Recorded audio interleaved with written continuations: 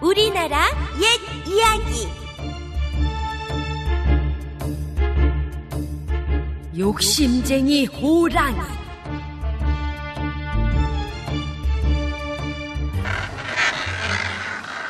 나무를 한지게 해서 집으로 돌아온 만수는 조랑말이 돌리는 연자방아 소리에 발걸음이 가벼워졌어요. 산에서 해온 나무를 내다 팔고 곡식을 찧어준 삭슬 받으면 당분간 홀어머니의 약값이며 양식 걱정은 안 해도 되기 때문이지요. 다음 날 만수가 나무를 한지게 해서 산을 내려오고 있을 때였어요. 만수는 화들짝 놀라 간이 콩알만해졌답니다. 송아지보다 더 큰 호랑이를 만난 거예요. 그런데 웬일인지 호랑이는 덤벼들지 않았어요.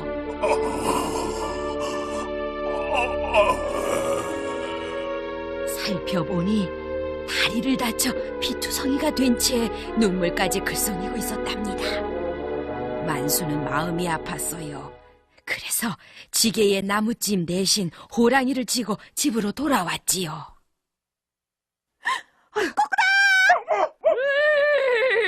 어머니와 멍멍개와 꼬꼬닥 그리고 연자방아를 돌리던 조랑말은 모두 깜짝 놀랐어요.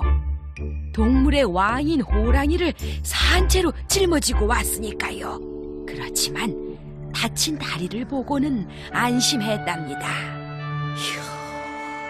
만수는 헛간에 호랑이의 잠자리를 만들어주고 상처를 싸매 주었어요. 맛있는 음식도 해주고요. 이렇게 며칠이 지나자 호랑이의 상처는 깨끗이 아물었답니다. 호랑이는 이렇게 사는 게 편해서 좋았어요.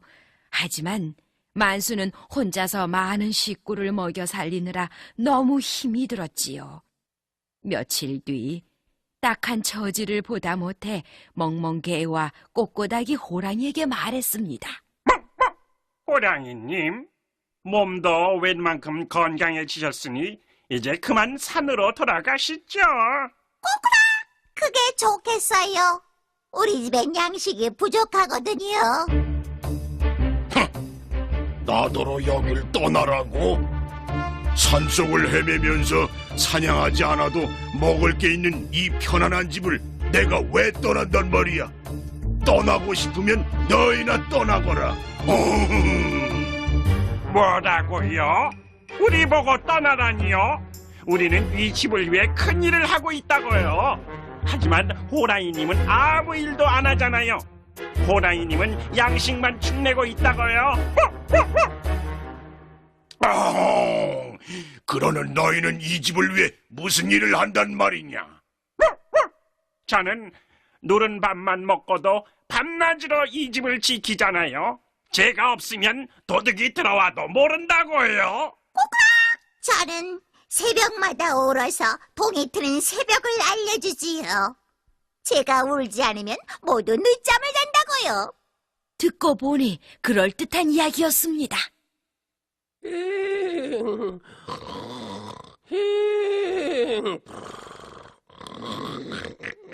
그러나 연자방아 옆에서 자고 있는 조랑말을 보자 생각이 달라졌어요. 그럼 저 조랑말은 무슨 일을 하기에 매일 잠만 자고 있다더냐? 지금은 저렇지만 일이 많을 땐 밤에도 자지 않고 무거운 연자방아를 돌리지요. 그러니 우리 집에서 놀고 먹는 건 호랑이님 뿐이란 말이에요. 꼬꾸댁! 그깟 일은 나도 할 수 있다. 호랑이는 멍멍개와 꼬꼬닥이 몹시 얄미웠답니다. 그날 밤이었어요. 이상한 느낌에 잠을 깬 만수는 어떻게나 놀랐던지 잠이 싹 달아났답니다. 호랑이가 자기 옆에 누워 자고 있지 뭐예요? 호랑아, 이게 무슨 짓이냐? 여긴 사람이 자는 방이다. 어서 나가지 못해? 싫다. 헛간에선 추워서 더 이상 잘 수가 없어.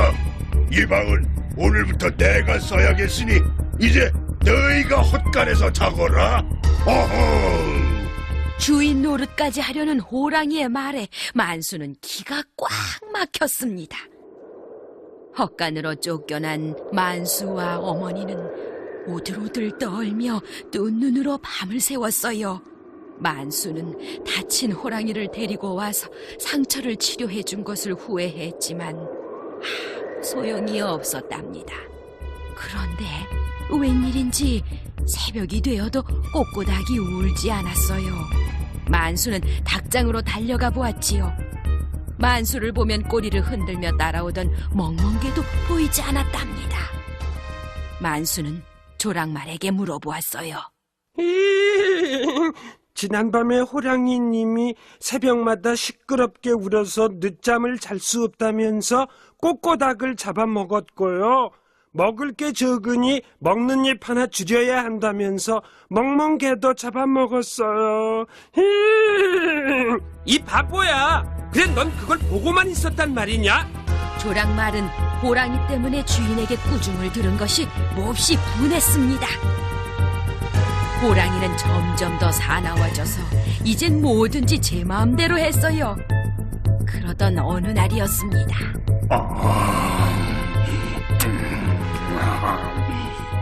방에서 낮잠을 자고 일어나 어슬렁어슬렁 밖으로 나온 호랑이는 쩝쩝 입맛을 다시며 조랑말에게로 다가왔어요. 그렇지만 조랑말은 조금 더 겁내지 않았답니다. 호랑이를 골려줄 방법을 미리 생각해 두었거든요. 호랑이님, 양식이 부족하니 제가 이 집을 떠나겠어요. 잘 생각했다. 여기 있다가 내게 잡아먹히느니 그게 훨씬 낫지.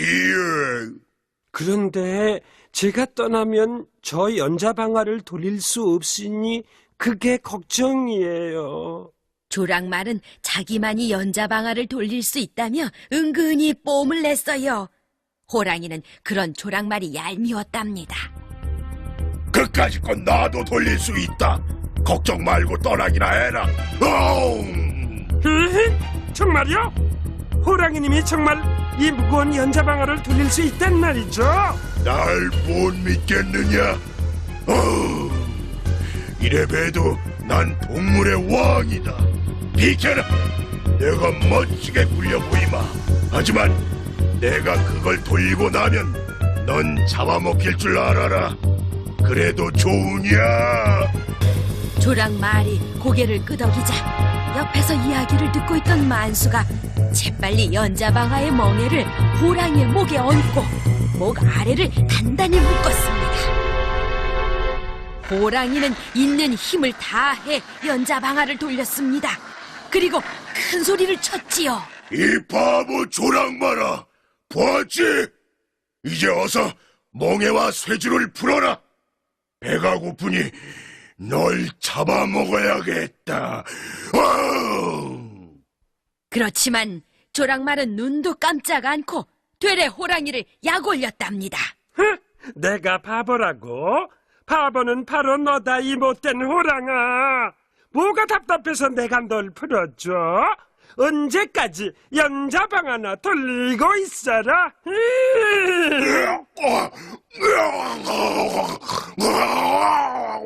그제서야 조랑말에게 속은 것을 알아차린 호랑이는 벗어나려고 발버둥 쳤지만 아무 소용이 없었어요. 호랑이는 그렇게 며칠을 지내다가 굶어 죽고 말았답니다. 만수는 호랑이의 가죽을 팔아 부자가 되었어요. 그런 일이 있은 뒤로 만수는 조랑말을 더욱 사랑해 주었고 어머니의 병도 고쳐 행복하게 살았답니다.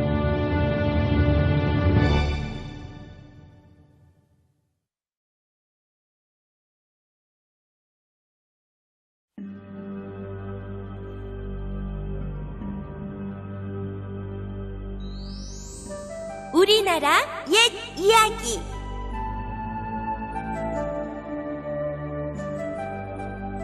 세 가지 선물.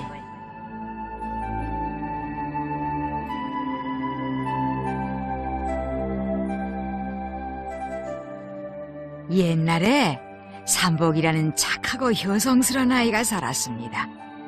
삼복이네 집은 마을에서 제일 가는 부자였어요. 그런데 아버지가 돌아가시자 욕심 많은 두 형은 저희들끼리 재산을 다 차지해버렸답니다. 형들은 장가들 나이가 되었으니 돈이 많이 필요할 거야. 그래도 어질고 마음씨 착한 삼복이는 형들을 원망하지 않았습니다. 삼복이가 아버지의 산소 곁에 움막을 짓고 지내온 지도 어느새 3년이 되었어요. 아버지, 안녕히 계십시오. 삼복이는 과일과 산나물로 제상을 차려놓고 절을 했지요. 아버지 곁을 떠난다고 생각하니 마음이 허전하고 슬펐답니다. 삼복아, 그때 아버지의 목소리가 들렸어요. 고개를 들어보니 아버지가 웃고 있지 뭐예요. 삼복아, 수고했다. 그동안 나를 잘 섬겨주어서 내 저승길은 편안할 것 같구나. 부지런히 살면 좋은 일이 있을 게다. 산에서 내려온 삼복이는 마을에 오두막을 짓고 살았어요. 삼복이는 가난했지만 불쌍한 사람들을 도우며 열심히 살았답니다. 할아버지, 이거라도 드세요. 젊은이, 고맙군. 고마워. 형들은 그런 동생을 눈의 가시로 여겼어요. 마침내 형들은 동생을 마을에서 쫓아내고야 말았습니다. 삼복이는 떠돌이 신세가 되었어요. 하루는 삼복이가 징검다리를 건너는데 앞서가던 스님이 텀벅 물속에 빠졌습니다. 스님! 어서 제 등에 업히세요. 삼복이는 스님을 들쳐업고 냇물을 건넜어요. 스님, 혼자서는 못 가실 것 같습니다. 제가 모셔다 드리지요. 고맙네. 참으로 착한 젊은이로군. 삼복이가 스님을 업고 절에 도착하자 날이 저물었습니다. 갈 곳이 있는 처지도 아니니 스님이 건강해지실 때까지 곁에서 모시겠습니다. 허락해 주십시오. 이렇게 해서 삼복이는 절에 머물게 되었습니다. 정성껏 스님을 모시고 부처님께 불공을 드리는 일도 게을리하지 않았어요. 세월이 흘러 스님의 건강도 좋아졌습니다. 삼복이는 고향이 그리웠어요. 형들도 보고 싶었지요. 스님, 이제 그만 고향으로 돌아갈까 합니다. 오냐, 가보거라. 여지껏 날 도와주었는데 줄 것이 변변치 않구나. 이건 보답으로 주는 것이니 가지고 가거라. 내 이름처럼 3가지 복이 될 것이다. 삼복이는 멍석과 표주박과 젓가락을 선물로 받았습니다. 고맙습니다, 스님. 그럼 안녕히 계십시오. 삼복이는 이른 아침에 길을 떠나 해질녘까지 쉬지 않고 걸었습니다. 밤이 되자 삼복이는 소나무 밑에 지거운 멍석을 깔고 하늘을 이불 삼아 누웠어요. 새벽녘에 눈을 뜬 삼복이는 어리둥절했습니다. 이게 웬 비단 이불이람? 꿈 같은 일이 일어난 거예요. 눈을 비비고 살펴보니 자기가 누워있는 곳은 넓은 부잣집 방 안이었답니다. 아, 이건 스님이 주신 멍석 때문인가 보다. 신기하게 생각하며 표주박을 꺼내서 기울이니 안에서 맛있는 음식이 쏟아져 나왔습니다. 다음에는 젓가락을 상에 똑똑 두드려 보았어요. 그러자 하인들이 나와서 인사를 하는 게 아니겠어요? 스님, 정말 고맙습니다. 삼복이는 스님이 계신 곳을 향해 넙죽 절을 했어요. 어서 고향에 돌아가서 모두를 놀래줘야지. 문 밖에는 어느새 가마가 기다리고 있었어요. 삼복이는 가마를 타고 고향을 향해 길을 떠났습니다. 가마 뒤를 따르는 하인들의 긴 줄이 마치 임금님의 행차 같았답니다. 고향 마을 가까이에 다다르자 삼복이는 형들이 자기를 몰라볼까봐 낡은 옷으로 갈아입고 혼자서 마을로 들어갔지요. 형님! 글쎄, 안녕들 하셨어요? 삼복이가 반가운 마음에 달려들어갔지만 형들은 동생의 초라한 차림을 보고는 눈길도 주지 않았습니다. 형들과 오순도순 아버지 산소에 가고 싶었는데. 삼복이는 슬퍼하며 혼자서 아버지 산소를 찾았어요. 어느덧 땅거미가 깔리자 삼복이는 마을이 보이는 산소 옆에 멍석을 깔고 누웠습니다. 이튿날 아침 일찍 밖으로 나온 두 형은 눈이 휘둥그레졌답니다. 산소 옆에 대골같이 큰 집이 들어서 있었으니까요. 이상하다. 밤새 저런 집이 생기다니. 도깨비 장난인가? 한번 가보자. 형들은 단숨에 문 앞까지 달려와 문지기에게 물어보았습니다. 그런데 그 집이 바로 막내 동생 삼복이의 집이라지 뭐예요. 놀란 형들은 삼복이를 부르면서 안으로 달려들어갔지요. 삼복아! 도대체 무슨 재주로 이런 요술을 부렸니? 어찌된 일인지 이야기나 들어보자. 착한 삼복이는 그동안 있었던 일을 하나도 빠짐없이 들려주었습니다. 스님이 보물을 선물로 주신 거지요. 형들은 의리의리한 집에 사는 동생이 너무너무 부러웠어요. 삼복이가 그런 굉장한 보물을 얻은 건 어려운 사람을 잘 도와주고 재물에 욕심이 없기 때문이야. 우리도 그렇게 해보자.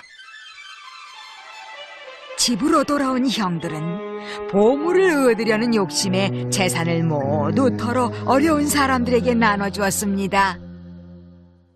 그러고 나서 형들은 스님을 만나러 절을 찾아갔어요. 그러나 절은 텅 비어 있었습니다. 우린 이제 어떻게 사나? 형들은 빈털터리가 된 거예요. 그러나 삼복이는 자신을 없인 여기던 못된 형들을 미워하지 않았답니다. 마음씨 착한 삼복이는 두 형과 함께 오래오래 행복하게 잘 살았대요.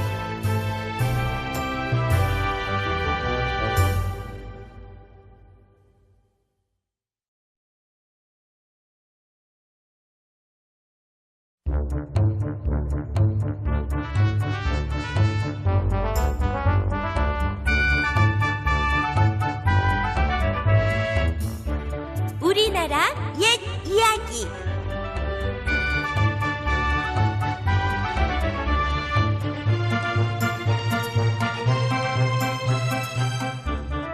꾀버터기의 판결.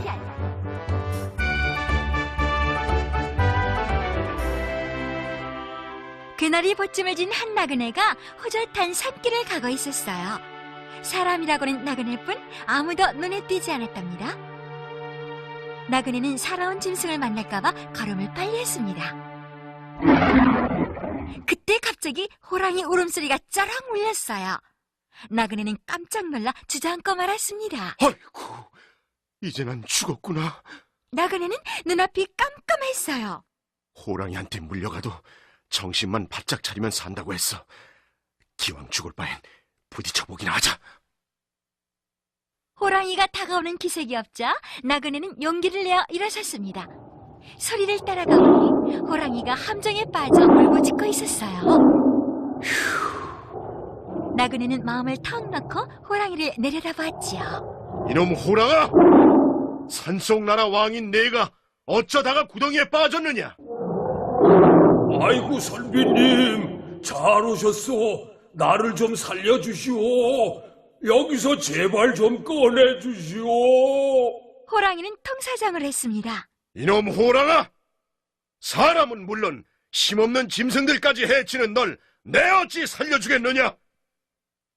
다시는 그런 짓 안 하겠소. 제발 살려만 주시오. 나그네는 애걸복걸하는 호랑이가 측은한 생각이 들었어요. 내 말을 어떻게 믿는단 말이냐? 믿어주시오. 맹세합니다. 제발 부탁이니 살려만 주시오. 그럼 좋다. 약속은 꼭 지켜라. 나그네는 긴 통나무를 함정 안으로 내려주었습니다.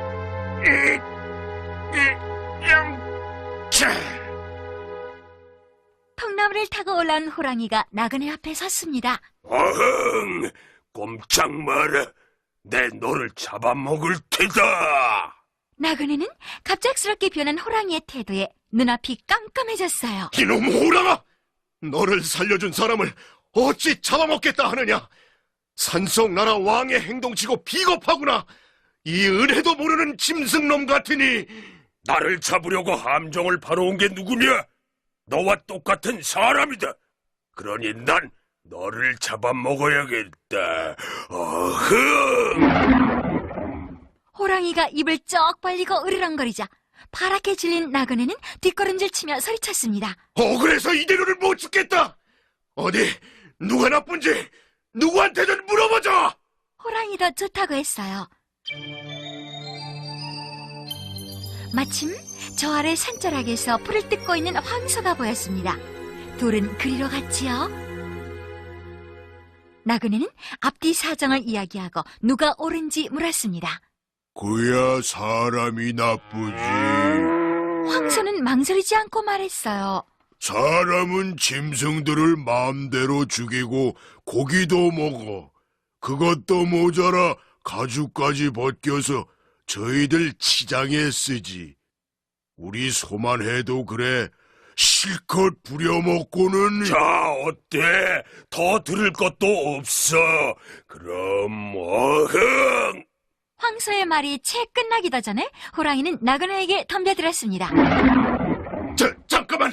저 소나무한테 한번 더 물어보자! 그래봤자 소용없어! 소나무라고 사람 편을 들어줄까? 꾀부리지 말고 어서 이리 와! 어흥! 잠깐! 소나무는 바른 말을 할 거야! 물어보기나 하자!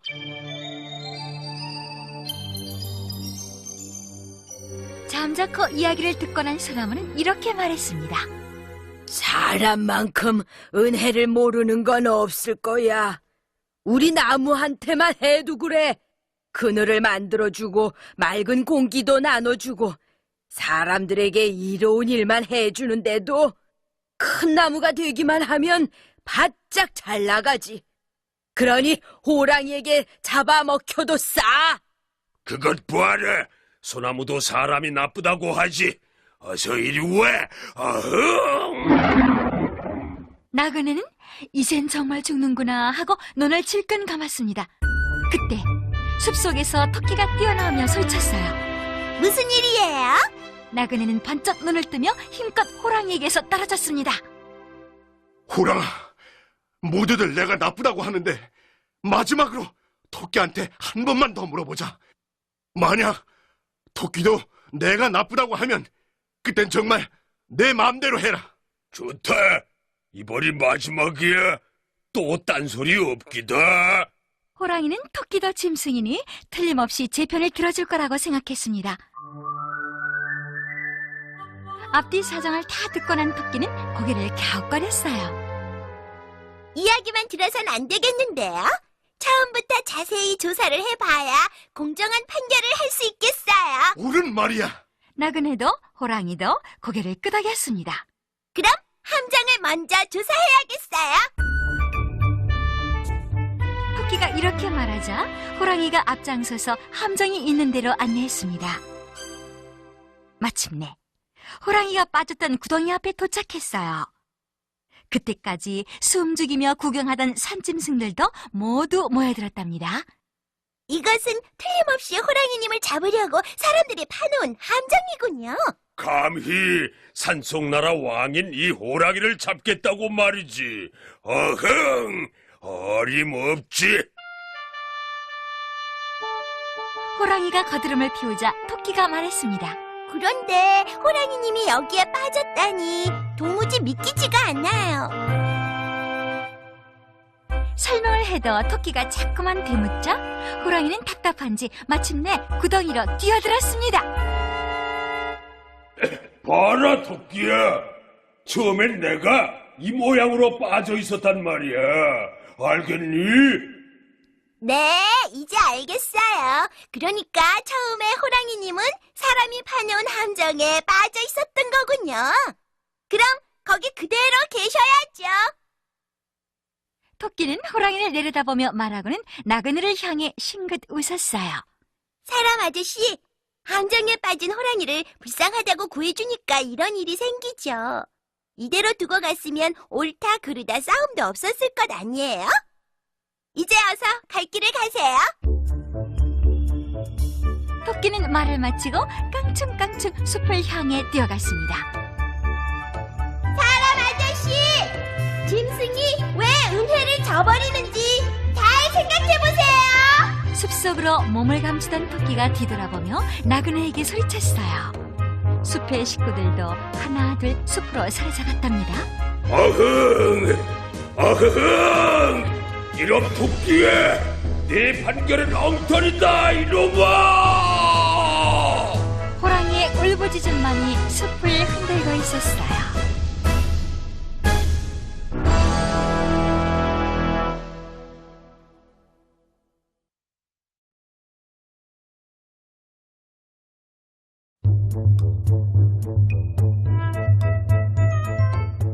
우리나라 옛 이야기.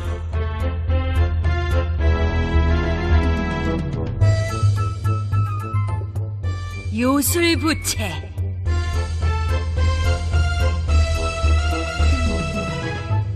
옛날 아주 옛날이었어요. 쇠머리꼴에 엉뚱한 생각만 하는 게으름뱅이 나무꾼이 살았답니다.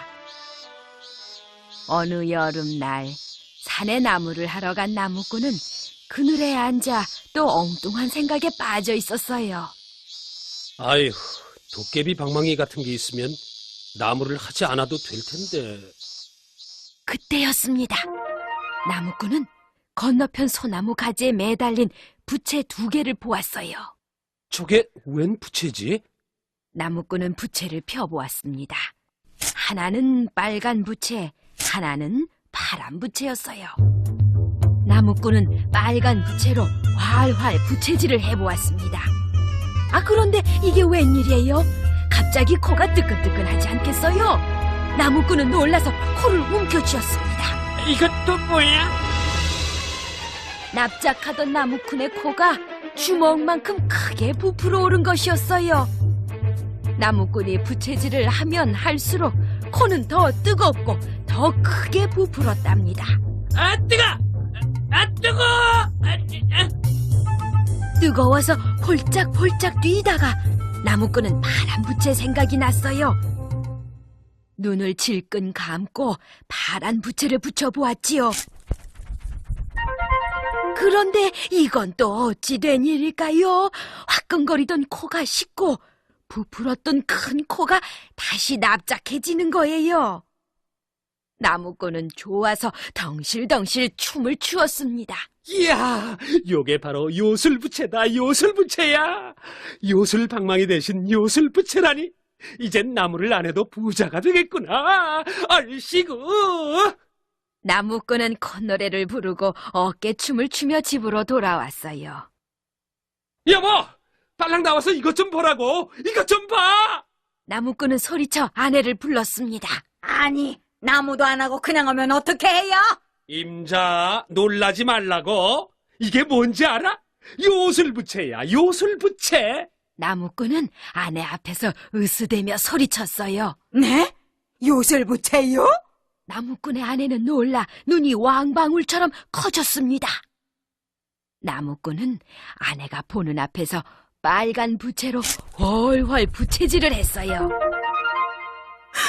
에고, 큰일 났네, 큰일 났어. 아내는 부풀어 오르는 나무꾼의 코를 보며 기겁을 했지요. 나무꾼은 시치미를 뚝 떼고 파란 부채를 살랑살랑 흔들었습니다. 여보, 코가 다시 줄어들었어요. 아내가 놀라 소리치자 나무꾼이 웃으며 말했어요. 이제 가만히 앉아있어도 부자가 될 테니 두고 보라고. 며칠 후 쇠머리꼴 부자 영감님의 환갑날이 찾아왔습니다. 어서들 오게나. 차린 건 없지만 많이 들게. 제 잔 받으세요. 오래오래 사세요. 건강하시고요. 부자 영감님은 온 동네 사람들을 불러 잔치를 벌였어요. 사람들은 술 마시고 노래를 부르며 춤을 추었지요. 그때 빨간 부채를 허리춤에 찬 나무꾼이 찾아왔습니다. 아이고 어르신 얼마나 기쁘십니까? 오래오래 사시고 복 많이 누리세요. 아, 기쁘다 마다. 내 평생에 이런 기쁜 날이 또 오겠는가? 부자 영감님은 술에 취해 비틀거리며 나무꾼을 끌어당겼어요. 나무꾼은 이때다 싶어 영감님의 얼굴에다 살살 부채질을 했지요. 부자 영감님은 그것도 모르고 덩실덩실 춤만 추었답니다. 영리한 그 집 고양이만 빼고는 나무꾼이 한 짓을 아무도 눈치채지 못했어요. 나무꾼은 물러나서 팔짱을 끼고 지켜보다가 희죽희죽 웃으며 슬그머니 집으로 돌아왔습니다. 아니 저게 뭐람? 자네 코가 왜 그렇게 커졌나? 아랫집 영감님이 놀라 소리쳤어요. 함께 춤추던 사람들이 모두 부자 영감님을 쳐다보았지요. 세상에. 저게 웬일이야? 그제서야 부자 영감님은 코를 움켜쥐었습니다. 사람 살려요! 사람 살려! 부자 영감님은 이리 뛰고 저리 뛰며 고함을 쳤어요. 사람들은 옆에 있다가 혹시 코병이 옮을까봐 뿔뿔이 흩어졌습니다. 그날부터 부자 영감님은 이름난 의원을 모조리 불러 온갖 약을 다 써보았어요. 하지만 영감님의 부푼 코는 가라앉을 줄 몰랐답니다. 부자 영감님은 그만 자리에 눕고 말았어요. 생각 끝에 부자 영감님은 여기저기에 방을 써붙였습니다. 누구든 내 콧병을 고쳐주는 사람에게는 재산의 절반을 나누어 주겠다. 나무꾼은 그제서야 시치미를 뚝 떼고 파란 부채를 허리춤에 감춘 채 부자 영감님의 집을 찾아갔어요. 어르신네 고쳐만 드리면 약속은 지키시는 거죠? 그야 낫게만 해주면 그까지 재산이 문제인가? 나무꾼은 부자 영감님한테 눈을 감으라고 한 다음 파란 부채를 꺼내 훨훨 부채질을 했습니다. 그러자 영감님의 코가 예전처럼 작아졌어요. 여보게 고맙네. 자네가 나를 살렸어. 부자 영감님은 코를 만져보며 좋아서 어쩔 줄 몰랐습니다.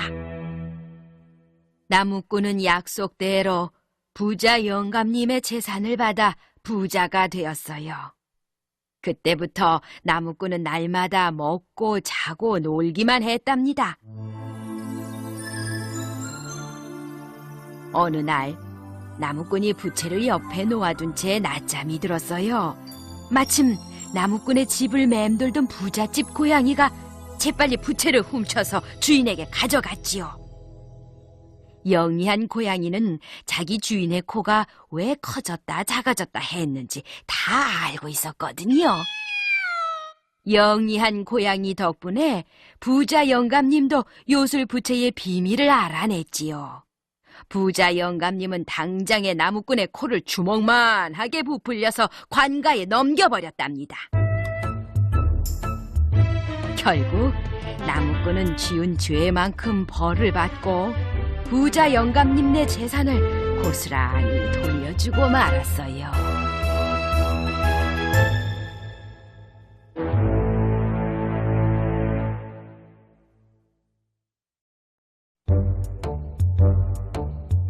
우리나라 옛 이야기.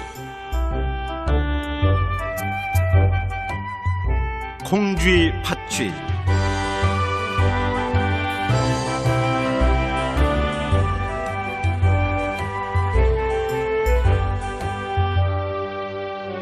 옛날 어느 마을에 금실 좋은 부부가 살았습니다. 이 부부에게는 귀여운 딸이 하나 있었어요. 콩쥐야, 하늘나라 선녀처럼 예쁘고 착하게 자라렴. 어머니는 콩쥐를 보며 항상 이렇게 말했답니다. 그러면 콩쥐는 말을 알아듣기라도 하듯 방긋방긋 웃었지요. 콩쥐를 그렇게 예뻐하던 어머니가 갑자기 세상을 떠났습니다. 콩쥐를 돌봐줄 사람이 아무도 없구나. 아버지는 불쌍한 콩쥐를 위해 새엄마를 데려왔어요. 콩쥐는 이제 새엄마 밑에서 자라게 되었습니다. 얼마 안 있어 새엄마는 동생을 낳았어요. 새엄마를 꼭 닮은 계집아이였답니다. 이름을 팥쥐라고 지었지요. 콩쥐도 팥쥐도 무럭무럭 자랐습니다. 콩쥐는 예쁘고 착해서 보는 사람마다 칭찬을 했어요. 하지만 팥쥐는 욕심 많고 성질이 사나워서 귀여움을 받지 못했답니다. 새엄마는 속이 상했어요. 공연히 콩쥐가 미웠습니다. 그래서 팥쥐에게만 좋은 옷을 입히고 콩쥐에게는 헌 누더기를 입혔어요. 맛있는 것도 모두 팥쥐 차지였죠. 하지만 아버지가 보는 앞에서는 좋은 엄마인 척 했답니다. 새엄마와 팥쥐가 미워하고 구박해도 착한 콩쥐는 아버지에게 이르지 않았어요. 어떤 때는 너무 슬퍼서 눈물도 났지만 꾹 참았답니다. 그런데 이 일을 어쩌죠? 병이 나서 아버지마저 돌아가시고 만 거예요. 아버지, 전 이제 어떻게 살아요? 콩쥐는 무덤에 엎드려 엉엉 울었습니다. 이제 새엄마의 구박은 더욱 심해졌어요. 아니, 무슨 밥을 그렇게 많이 먹니? 어서 밭에 가서 일하거라, 얼른! 이걸 빨래라고 했니? 다시 가서 깨끗이 빨아오지 못해? 콩쥐야, 뭐 하고 있니? 빨리 청소하지 않고! 콩쥐처럼 착한 아이가 또 있을까요? 콩쥐는 말대답 한 번 없이 새엄마가 시키는 일을 다 했답니다. 그런데도 새엄마는 콩쥐를 점점 더 미워했어요. 하루는 새엄마가 두 딸을 불렀습니다. 새엄마는 일을 시킬 때 팥쥐에게는 쉬운 일을 시키고 콩쥐에겐 힘든 일만 시켰어요. 콩쥐야, 뒤껴 큰 독에다 물을 가득 끼려 놓아라. 내가 돌아올 때까지 다 못 채우면 혼날 줄 알아. 그리고 팥쥐는 저기 부엌에 있는 항아리에다 물을 채워 놓으렴. 팥쥐의 조그만 항아리는 금세 가득 찼답니다. 하지만 콩쥐의 커다란 독은 부어도 채워지지 않았어요. 콩쥐는 너무 힘이 들어 울기 시작했습니다. 그때였어요. 콩쥐 아가씨, 울지 마세요. 웬 두꺼비가 콩쥐 옆에 와서 이렇게 말을 하지 뭐예요? 그 독은 구멍난 것이에요. 제가 들어가서 구멍을 막아드릴 테니 어서 물을 길어다 채우세요. 콩쥐는 두꺼비의 도움으로 물을 다 채울 수 있었답니다.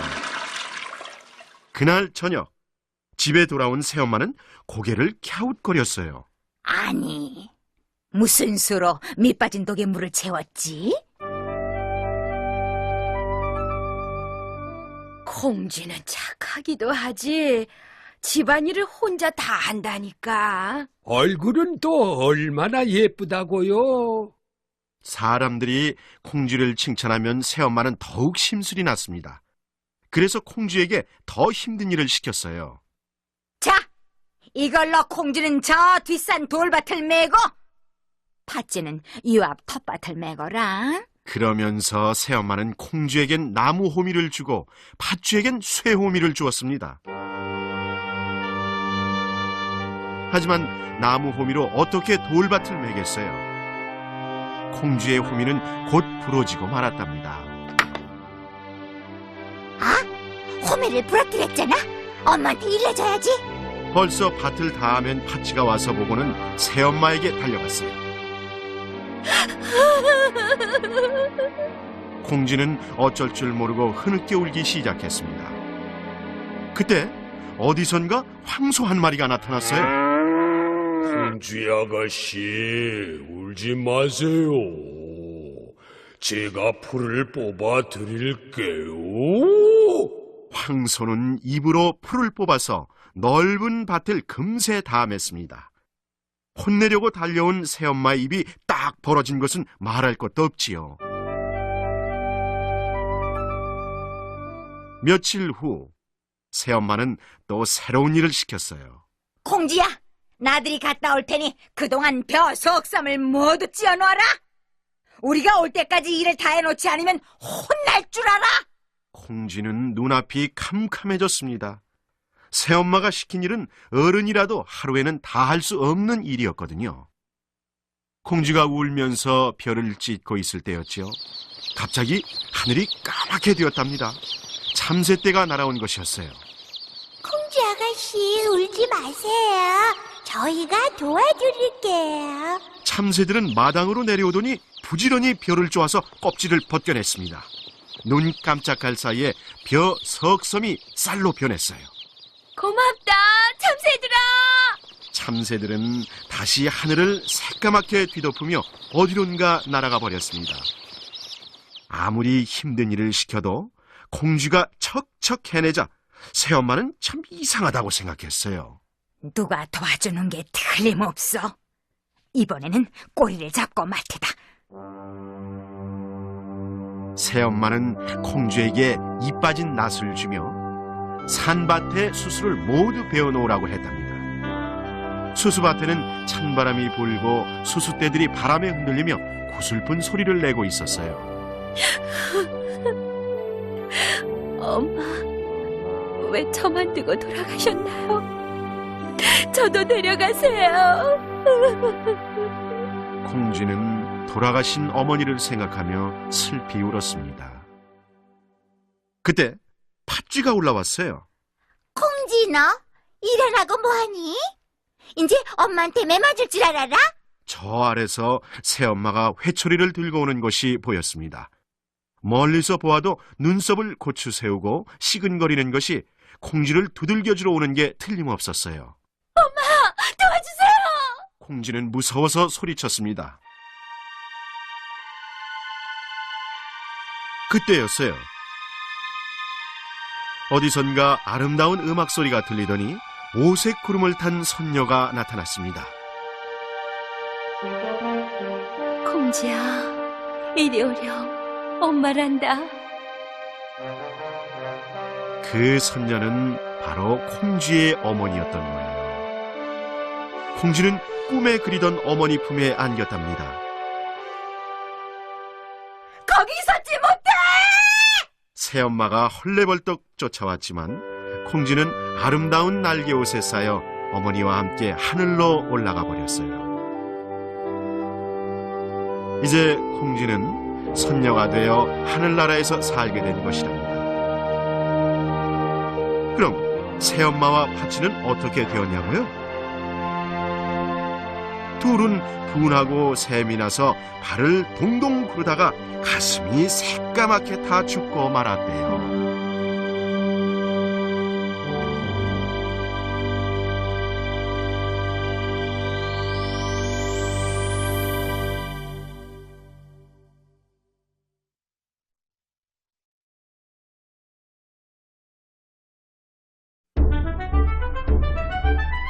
우리나라 옛 이야기.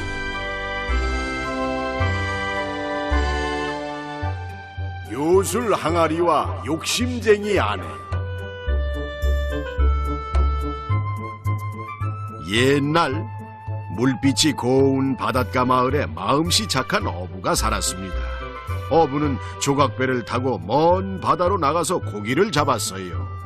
이런 어린 고기들이 그물에 걸렸구나. 어서 집에 돌아가거라. 어부는 어린 고기들은 모두 놓아주고 큰 고기만 잡았답니다. 그래서 늘 고기는 조금밖에 잡지 못했어요. 바람이 쌩쌩 불어 몹시 추운 어느 날이었습니다. 그날따라 어부는 고기를 한 마리도 잡지 못했어요. 어느덧 어둑어둑 날이 저물었답니다. 이거 큰일이군. 빈손으로 집에 가면 마누라가 무척 화를 낼 텐데. 마지막으로 한 번만 더 그물을 던져볼까? 야차! 어부는 힘껏 그물을 당겼습니다. 헌데 고기는 한 마리도 없고 웬 항아리 하나가 걸려 나왔어요. 이거라도 가져다 줘야겠다. 어부는 배를 저 집으로 향했습니다. 어부의 아내는 아주 욕심이 많고 마음씨가 나쁜 사람이었어요. 고기를 한 마리도 못 잡았단 말이에요? 어부가 고기를 잡아오지 못했다고 막 화를 냈답니다. 고기 대신 이 항아리를 가져왔으니 화를 풀구려. 어부는 항아리를 아내에게 내밀었어요. 그깟 더러운 항아리를 어디에 쓴단 말이에요? 당장 내다버려요! 아내는 더욱 화가 나서 고래고래 소리를 질렀습니다. 그래도 잘 닦으면 쓸모가 있을게요. 어부는 항아리를 싹싹 문질러 닦았어요. 그러자 항아리에서 연기가 뭉게뭉게 일더니 잘생긴 도령이 나타났답니다. 소원을 들어드리겠습니다. 분부만 내려주십시오. 어부와 아내는 깜짝 놀라서 어쩔 줄을 몰랐어요.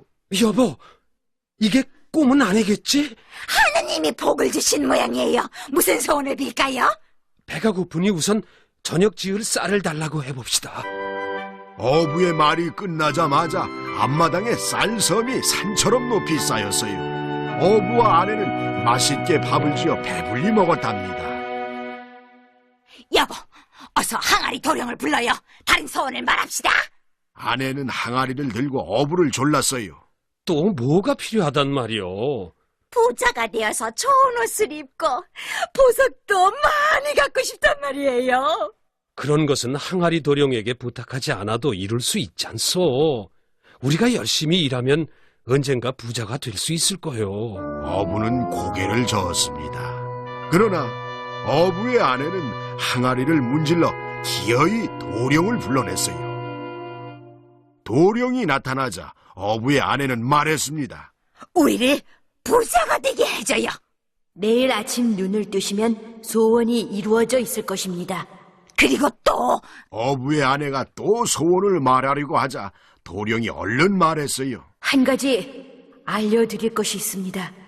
소원은 3번밖에 들어드리지 못합니다. 벌써 2가지 소원을 말씀하셨으니 남은 한 번은 잘 생각하셔서 꼭 필요한 일에 쓰십시오. 말을 마치고 도령은 사라졌습니다. 이튿날 아침이 되었어요. 어부는 아내의 깜짝 놀란 목소리에 눈을 떴습니다. 여보, 이것들을 보세요. 방 안에는 번쩍번쩍 빛나는 멋진 가구들이 놓여 있었어요. 옷장은 비단 옷들로 가득 차 있고 감나가는 보물들이 상자마다 그득했지요. 우린 이제 부자예요. 어부의 아내는 기뻐서 덩실덩실 춤을 추었습니다. 어부와 그의 아내는 좋은 옷을 입고 맛있는 음식을 먹으며 편안히 지냈어요. 그런데도 어부의 아내는 즐겁지 않은지 매일 곤란 얼굴로 어부를 졸랐답니다. 여보, 우리 집은 너무 작고 초라해요. 궁궐같이 커다란 집을 달라고 해요. 이만하면 남부러울 것이 없는데 또 무엇이 필요하단 말이오? 욕심 그만 부려요. 내 얼굴을 복스럽고 예쁘게 만들어 달랄까 봐요. 아내의 욕심은 끝이 없었어요. 어부의 아내는 열심히 궁리를 했습니다. 어떻게 하면 한 가지 소원으로 아주 많은 것을 이룰까 하고 말이에요. 여보, 멋진 생각이 났어요. 당장 항아리 도령을 부르겠어요. 아내는 항아리를 문질러 도령을 불러냈습니다. 도령님, 마지막 소원이요. 다른 요술 항아리를 가져다 줘요. 도령은 몹시 슬픈 얼굴로 고개를 저었어요. 그러고는 항아리와 함께 어디론가 사라져버렸답니다. 사라진 것은 항아리뿐이 아니었어요. 산더미 같은 쌀도 좋은 옷도 값진 보물들도 모두 사라져버렸답니다. 어부와 그의 아내는 다시 가난해지고 말았어요. 이게 어찌된 일이지요? 당신이 어떻게 좀 해봐요. 어부의 아내는 털썩 주저앉아 엉엉 울었습니다. 하지만 없어진 재물들은 다시 돌아오지 않았어요. 어부의 아내는 자신의 잘못을 조금도 깨닫지 못했답니다. 그리고 다시 어부를 조르는 것이었어요. 어서 바다로 나가 요술 항아리를 건져와요. 어떻게 그런 항아리를 또 건진단 말이오? 아무튼 항아리를 건질 때까지는 집에 돌아오지도 말아요. 어부는 아내의 성화에 못 이겨 하는 수 없이 바다로 나갔습니다. 어부는 그물을 던지고 또 던졌어요. 그러나 항아리는 걸리지 않았답니다. 어느덧 해가 지고 바다 위로 둥실 달이 떠올랐어요. 갑자기 큰 파도가 출렁거리더니 어부의 배가 뒤집히고 말았습니다.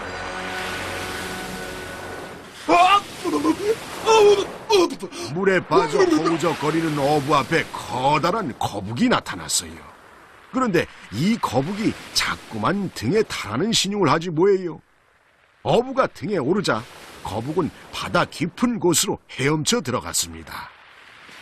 거북이 어부를 데려간 곳은 용궁이었답니다. 용왕님이 어부를 반갑게 맞아주었어요. 당신이 늘 어린 고기들을 잡지 않고 살려주었지요. 그것이 고마워서 보답의 뜻으로 요술 항아리를 주었던 것이요.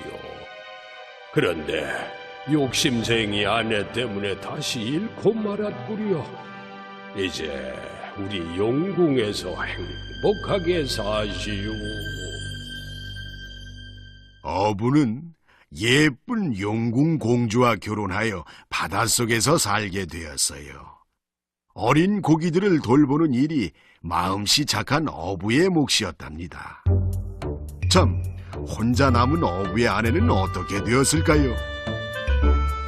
아무 일도 하지 않고 어부가 요술 항아리를 건져오기만 손꼽아 기다리다가 병이 들어 죽고 말았대요.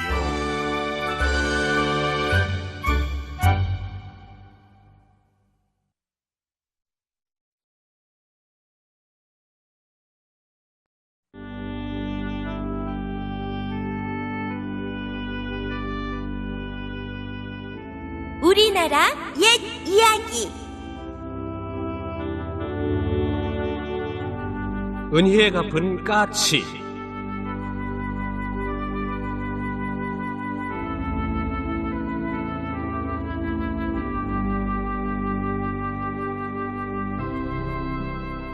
옛날 가난한 젊은이가 홀어머니를 모시고 살았습니다. 젊은이는 글공부도 잘했지만 활솜씨가 뛰어났어요. 날아가는 새도 쏘아 맞출 정도였지요. 어느 날 젊은이는 괴나리 보찜과 활을 둘러매고 서울로 과거를 보러 가게 되었습니다. 젊은이가 험한 산길을 가고 있을 때였답니다. 길가 느티나무에서 요란스런 까치 울음소리가 들려왔어요. 젊은이는 발걸음을 멈추고 소리나는 곳을 올려다 보았습니다. 엄마 까치와 아빠 까치가 다급하게 찢어대고 있었어요. 젊은이는 찢어대는 까치를 보다가 하마터면 까무러칠 뻔했답니다. 커다란 구렁이 한 마리가 까치집을 향해 고개를 바짝 세운 채 올라가고 있지 뭐예요? 까치 집안에 있는 아기 까치를 잡아먹으려고 나무를 기어오르고 있었던 거예요. 젊은이는 구렁이를 향해 활 시위를 당겼습니다. 핑! 날아간 화살이 구렁이의 머리를 정확히 맞췄어요. 구렁이는 피를 흘리며 땅 위로 떨어졌답니다. 엄마 까치와 아빠 까치는 젊은이의 머리 위를 맴돌며 고맙다고 인사를 했어요.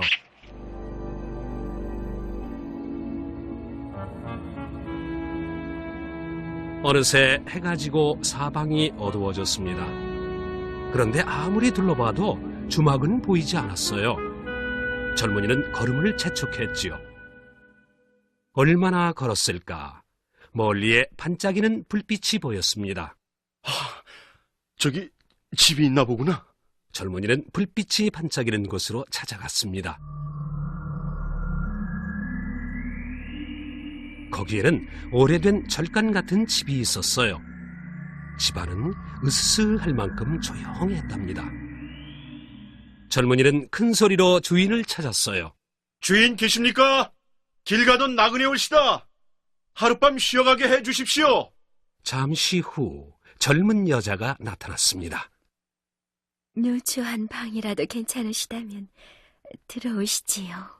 이렇게 해서 젊은이는 빈 방에서 하룻밤을 묵어가게 되었습니다. 하루 종일 걸은 탓에 젊은이는 눕자마자 곤히 잠들고 말았어요. 얼마나 지났을까? 젊은이는 가슴이 답답해서 눈을 떴습니다. 굵은 밧줄이 온몸을 친친 감고 있는 것 같았거든요. 젊은이는 가슴을 더듬다가 하마터면 기절할 뻔했답니다. 무서운 눈이 젊은이를 노려보고 있었어요. 이게 뭐야? 젊은이는 등골이 오싹해졌어요. 어둠 속에서 무언가가 혀를 날름거리고 있었답니다. 일어나려 했지만 꼼짝할 수가 없었어요. 이제야 잠이 깨었구나. 넌 내 남편을 죽인 원수다. 오늘 밤 너는 내 손에 죽어줘야겠어. 젊은이를 꼼짝 못하게 한 것은 낮에 활에 맞아 죽은 구렁이의 아내였습니다. 젊은이는 무서움에 털털 떨며 구렁이에게 빌었어요. 어린 까치가 가여워서 그만 제발 한 번만 용서해 주세요. 하지만 구렁이는 무섭게 젊은이를 노려볼 뿐이었습니다. 젊은이는 눈물을 흘리며 사정을 했어요.